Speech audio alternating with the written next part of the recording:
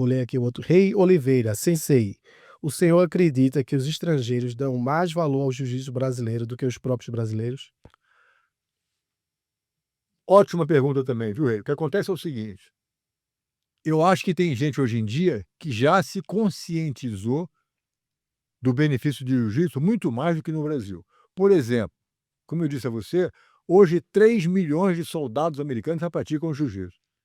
Há 2 semanas atrás eu fui convidado para assistir uma competição no Fort Benning, na Geórgia, onde tinham centenas de lutadores, havendo uma competição de luta, de jiu-jitsu, claro, baseado no jiu-jitsu, dentro do exército americano. A gente não vê isso aqui. O exército todo. Hoje em dia já existem departamentos de polícia nos Estados Unidos que o policial tem que ter pelo menos a faixa azul de jiu-jitsu.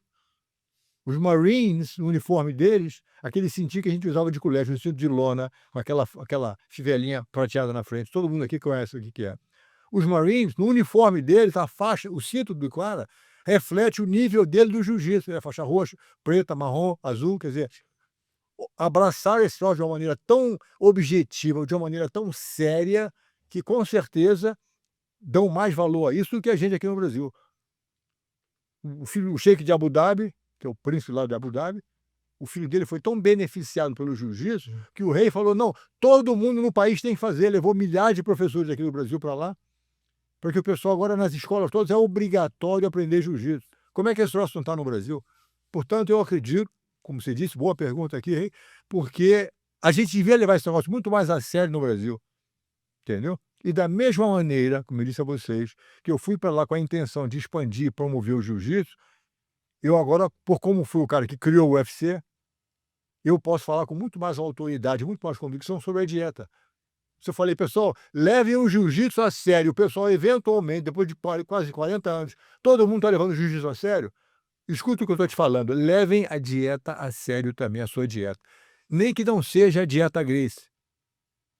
Não precisa ser a dieta Gracie. Mas quando você for fazer uma refeição, que está em casa assistindo a gente, pensa se o que você está comendo faz bem à sua saúde. Se não fizer bem, não coma. Entendeu? Estuda, pensa, leve isso em consideração. Isso aqui é só mais uma forma de você poder se orientar e te botar na trilha certa. A dieta Gracie, o livro da dieta, está aqui para ajudar a pessoa. Agora, o fato de você dizer: não quero saber, vou comer o que eu quiser, porque é gostoso, e não estou preocupado com a minha saúde agora, é muito simples. Ou é fraqueza, porque você não consegue resistir àquela sobremesazinha gostosa, ou é burrice. Sabe que faz mal e come, é porque não é a pessoa mais brilhante na história. Vou ler mais 2 perguntas Vai aqui, lá. até por causa da hora, né. Edivan Guerreiro, o que o mestre Rorion acha dos papa-faixa de hoje em dia? Esse comércio de graduação chegando até R$ 1.000 por graduação para faixas pretas, por exemplo.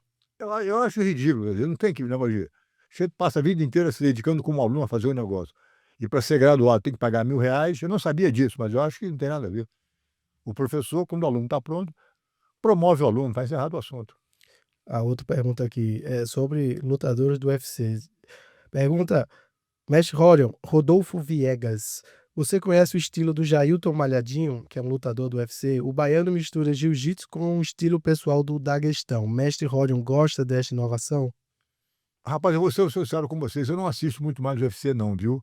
Eu estou feliz que esteja crescendo cada vez mais, mas desde que eu vendi o UFC em 95, eu raramente assisto alguma luta. Às vezes o pessoal me mostra: olha essa luta do cara aqui, eu dou uma olhada, mas se você perguntar quais são os 3 campeões agora de 3 categorias de peso do UFC, eu não sei quem são.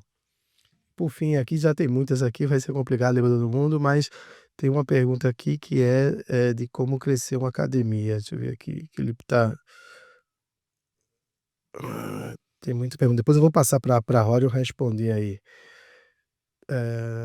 Tem uma aqui que é assim: mestre Rorion, o que fazer para crescer uma academia pequena de jiu-jitsu e ter sucesso no empreendendo no jiu-jitsu, né? Você tem que ser um bom professor de jiu-jitsu, número 1. A coisa mais difícil para mim que eu vejo hoje em dia é um professor que conheça o jiu-jitsu a fundo.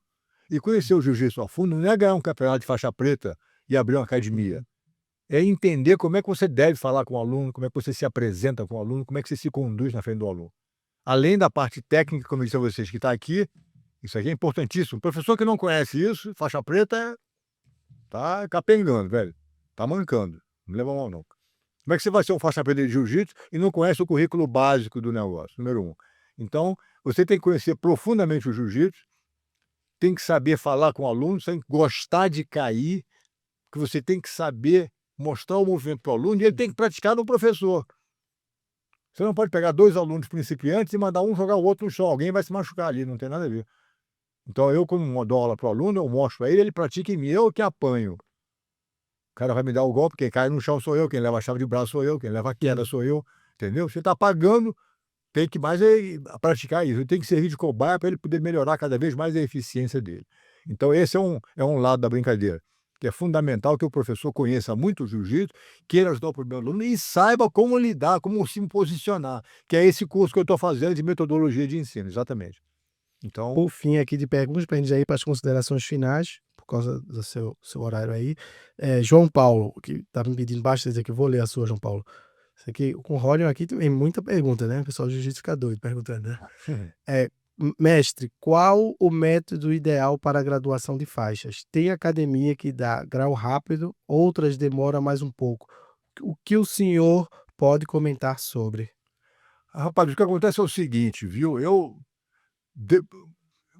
prefiro demorar um pouquinho mais na faixa. Não estou com pressa de dar faixa para ninguém. Quando o cara está pronto, ele recebe a faixa dele. Mas pensa o seguinte: não é a faixa que faz o aluno, é o aluno que faz a faixa. Entendeu? Se eu sair amanhã de faixa branca, não quer dizer que eu vou esquecer o que eu sei. O problema não é a faixa, esquece faixa. Quando o professor achar que o aluno está pronto, ele recebe. Agora, tem professor, como alguém disse aí antes, que quer cobrar para graduar o aluno, quer fazer isso, quer fazer aquilo, fazer um comércio desse negócio. É mais uma maneira de tirar um pengadinho do aluno. Quer dizer, eu não sei como é que esse negócio funciona. Eu tenho a minha maneira de dar, quando o aluno estiver pronto, eu graduo ele. Mas ele aprendeu defesa pessoal em pé, ele aprendeu o chão, ele aprendeu o treino, ele faz lutar, ele faz de tudo um pouquinho. E quando chega num ponto no nível X, ele eventualmente vai passando para a faixa roxa, para azul, para roxa, marrom, e eventualmente entra a faixa preta dele. Mas tem que saber aquela defesa pessoal em pé também. Esse negócio de faixa preta, que só sabe de jiu-jitsu de competição, para mim tá capengando. Pessoal, eu peço desculpa a vocês, eu não vou conseguir ler todas as perguntas, porque tem até o horário aqui do Mestre Rodion, mas eu vou encaminhar todas as perguntas para ele e responder aí onde vocês fizeram os comentários, tá bom? Teria muito mais assunto aqui para a gente trabalhar, mas nós estamos limitados também com o tempo dos compromissos de Rodion, tem Pride, tem muita coisa aí que todo mundo está perguntando aí, mas aí a gente vai passar aí, em função do tempo, as considerações finais do Mestre Rodion, e aí vai ficar para outra oportunidade, pessoal, desculpa por causa do tempo, senão ia ter que ser 5 horas de live aí, o pessoal quer que fale de Pride. Eu vou perguntar agora pro Mestre Rodion os projetos futuros e ele vai fazer as considerações finais aí para todos vocês, tá bom, pessoal? Infelizmente o nosso tempo a gente é finito, né, meus amigos? Abraço a todos. E aí eu queria perguntar a você, Rodion, quais são os projetos futuros, o que é que você tem feito aí? Tem tanta coisa aí que você tem falado, documentário, livro, o que é que vem aí no futuro? O que acontece é o seguinte, aquela televisão, aquele canal ESPN, está fazendo uma série com a família Grace, que entrevistar uma opção de gente. Já me entrevistaram, vão voltar para fazer mais coisa. Eu tenho muito material histórico guardado, aqueles recortes de jornal, que eu estou facilitando para eles terem acesso, para poder contar uma história muito bem contada. Vamos liberar esse programa, parece que de 6 ou 8 episódios até o final do ano. Essa é uma coisa. O que mais?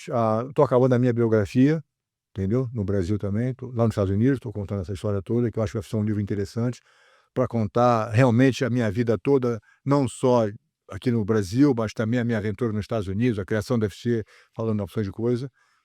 Estou filmando um curso de como se deve ensinar jiu-jitsu, um curso da metodologia de ensino, que o que eu tenho feito até agora, eu estou muito feliz, eu acho que o pessoal vai gostar muito do programa, muito bem detalhado. O que mais? E isso, entendeu? Tem mais uns projetinhos aqui que eu não vou liberar agora ainda não, mas no momento essas são as 3 coisas que eu estou focando bastante em fazer isso. Tenho feito palestras no mundo inteiro, continuo fazendo palestras e dando seminário de jiu-jitsu em todo o mundo, promovendo a dieta, o bem-estar, o estilo de vida e tal, e compartilhando essa filosofia Gracie que tem me beneficiado tanto, não só em termos de saúde, mas da maneira com que você pode lidar com problemas do dia a dia, entendeu? Eu acho que a filosofia de vida que eu aprendi, que eu posso compartilhar com as pessoas, ainda mais nesse mundo que a gente vive hoje em dia, que é um mundo tão confuso, é tudo tão, entendeu? Tudo tão superficial, o negócio da internet, quero mais seguidores, mas tem tanta preocupação com esse lado que as pessoas estão muito distantes, muito vazias. Então a pessoa tem que estar um pouco mais consciente do que ela é, para ela poder lidar com esse tipo de coisa e não se sentir mal, se perder visualizações, entendeu? Quer dizer, um troço que está tão acontecendo hoje em dia,